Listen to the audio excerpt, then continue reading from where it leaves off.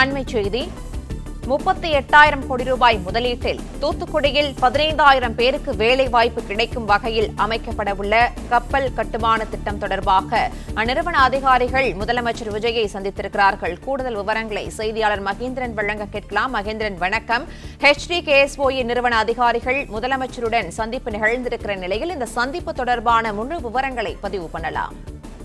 தூத்துக்குடியில் சுமார் 38,000 கோடி முதலீட்டில் 15,000 நபர்களுக்கு வேலைவாய்ப்பு அளிக்கக்கூடிய வகையில அமைக்கப்பட உள்ள அதிநவீன கப்பல் கட்டுமானம் திட்டம் தொடர்பாக முதலமைச்சர் ஜோசப் விஜயை சென்னை தலைமைச் செயலகத்தில் அந்த நிறுவனத்தினர் HDKSOE நிறுவனத்தின் உயர்மட்ட அலுவலர்கள் சந்திப்பு நிகழ்த்தியுள்ளார்கள். தென்கொரியாவை தலைமையிடமாக கொண்டு இயங்கக்கூடிய HD ஹுண்டாய் நிறுவனம் உலகின் மிகப்பெரிய கப்பல் கட்டுமான நிறுவனங்களில் ஒன்று. தூத்துக்குடியில அதிநவீன கப்பல் கட்டுமான தொகுதி ஒன்றை அமைப்பதற்காக இந்த நிறுவனம் தமிழ்நாடு அரசுடன் ஒரு புரிந்துணர்வு ஒப்பந்தத்தில் கையெழுத்திட்டிருக்கிறது.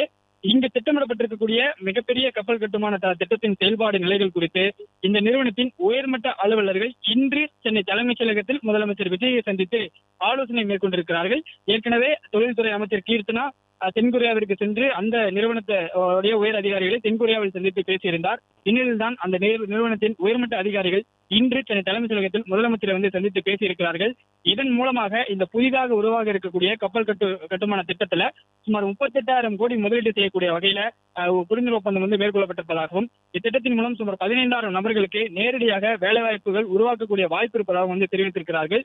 மேலும் இந்த திட்டத்திற்காக சிப்காட் மற்றும் வஉசி துறைமுக ஆணையம் ஆகியவற்றுக்கு இடையே என்ற நிறுவனம் வந்து உருவாக்கப்பட்டிருக்கிறது. இக்கப்பல் கட்டுமான தொகுதியை நிறுவுவதற்காக முதல் கொள்கை அளவிலான ஒப்புதலை இந்திய அரசின் கப்பல் போக்குவரத்து இயக்குநரகத்திடம் இருந்து இந்த நிறுவனம் வந்து பெற்றிருப்பதாகவும் தெரிவிக்கப்பட்டிருக்கிறது. இதனையெல்லாம் முதலமைச்சர் விஜயிடம் வந்து இந்த நிறுவனத்தை சேர்ந்த உயர்மட்ட அலுவலர்கள் வந்து எடுத்துரைத்திருக்கிறார்கள். இந்நிலையில் இந்த சந்திப்பு வந்து சென்னை தலைமைச் செயலகத்தில் நிகழ்ந்திருக்கிறது. தொழில்துறை அமைச்சர் கீர்த்தனாவும் இந்த சந்திப்பில் வந்து அவர்களுடன் இருந்திருக்கிறார். பிளே ஸ்டோர் மற்றும் ஆப் ஸ்டோரில் இருந்து பாலிமர் செயலியை QR கோடு மூலம் பதிவிறக்கம் செய்யுங்கள். செய்திகளை உடனுக்குடன் பெறுங்கள்.